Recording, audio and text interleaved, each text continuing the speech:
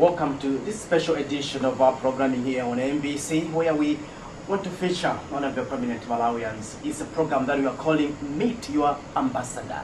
And in our edition today, we want to meet the permanent ambassador to United Nations, His Excellency Brian Bola. Welcome to the special program, His Excellency Ambassador. Thank you very much for having me. Thank you. Thank you. And just tell us, Ambassador, who is Brian Bola?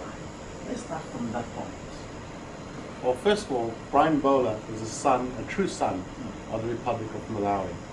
I was born in Blantyre many years ago. I don't want to reveal my age right now. Yeah. But through one way or the other, I've been having loyal and committed service to my beloved country, Malawi. When the President came in, His Excellency Professor Dr. Bimba Mutharika, with his vision that he had, I felt that I could maybe do my part to support Malawi, and hence I find myself in diplomatic services, having served in Brussels, also having served in India, and now the United States through the United Nations. But also, additionally to Brussels, I was also the ambassador to France, Luxembourg, the Netherlands, and to the WTO. So I really have enjoyed my service to my country. What does it mean to be an ambassador to those countries that you have just mentioned? Is it a simple job? Is it for you just to speak on the behalf of your country where you're coming from, or does it go beyond that? Well, it is an interesting question. Representing your country overseas has its opportunities and challenges, depending also on what is going on back in the country. If you recall, in 2004, when His Excellency became President, Malawi was going through a challenging relationship with some of its bilateral and donor partners, for one reason or the other. And also in 2004, Malawi was seeking to feed at least 4 million people. And I do recall when His Excellency the President visited Brussels. At the first time, by the way, a Malawian president had met the King. This was the first time historically to have such a high-level visit, but because of the promises... King of Belgium. King of Belgium. And indeed, this was a wonderful time, but when the President came to Brussels, he came to speak to Europeans to try and reboot, and I put the word reboot, confidence, because if you do go to your facts, you'd see the mid-term review of the EU and Malawi was very poor prior our government taking over. And through the promises of what the President had put in, we also promised they would not come to beg for any more food. Because that year, 2004, we were looking to feed over 4 million people, as I've said.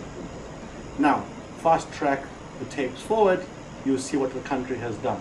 In 2005, we could now feed ourselves through the vision, the leadership, and the policies that the government was putting in. The end-of-term report which came out of the EU put Malawi in a league of its own. I'm proudly I was the ambassador to the European Union at the time, but through the interventions of the government back in the capital, through the hard work of its citizenry, the hard work of the government, Malawi became the top 5, within the top 5 best relationships with the European Union. What a remarkable achievement. We know a few years ago we were under sanctions from the Europeans. So this alone was testimony and full proof of what policy did. So, answer your question, what's it like being an ambassador? If your government is delivering, if your government has great leadership, if your government can command the respect of the international community, being an ambassador is an honor and a pleasure. And you've been here at the UN a few times. Malawi today is in its most prominent position in the United Nations. The time that we've been here and the time the President has been in command of Malawi, Malawi has held high-level positions. This year, Malawi is going to be the Vice President of the General Assembly. Imagine that. Now, we've also been chairperson of the Commission of Population Development for the Human Race. All these acronyms and accreditations come in recognition of what the homegrown politics is delivering. When your country has visionary leadership, when your country attains international respect, these privileges come to you. We are a member of many organizations, including the ECOSOC, the Economic and Social Council of the United Nations, the board members of UNICEF. A few weeks ago, I led a delegation of all UN bodies to the Philippines. They choose Malawi, of all countries in the world, to lead the UN to the Philippines. They know that behind the ambassador in New York, there are policies which are world standard policies that can show an example. So Malawi is a leader in the United Nations, and representing my country is an honor because in the toolbox of diplomacy, we have the best tools called the Malawi government, led by His Excellency, our beloved President. What's the difference between working to a country like Zambia or a country like Belgium to working to United Nations? What's the difference in the ambassadorship, if I can call it that way?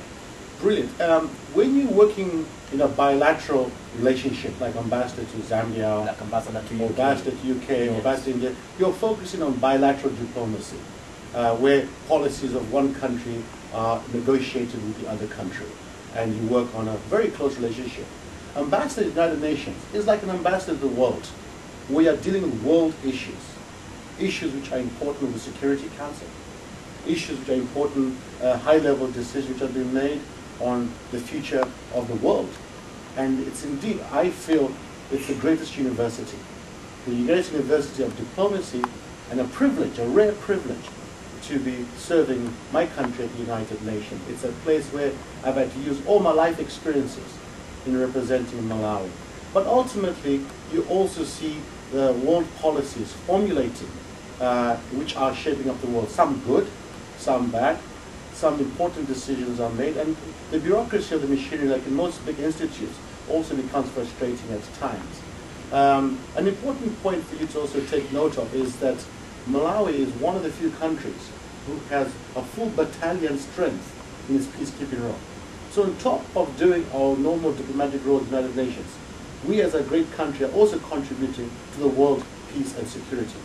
A few days ago, Malawi was named the second most peaceful country on the continent, and within the 30th most peaceful countries in the world. We're ahead of countries like the United States of America on the Peace Index. Malawi went 11 points under our president, Lingwa Mtalika, on the Peace Index, which is the highest gain on the human face. So these are very important facts. In that gain of the Human Peace Index, or what we call the Peace Index, one of the criteria they have to evaluate is the human rights. So you can see that all round, we are doing except process, evaluating a system. And Malawi is doing exceptionally well in all indicators, be it MDGs, be it the Peace Index I just talked to you about. And we have gained 11 points on the Peace Index.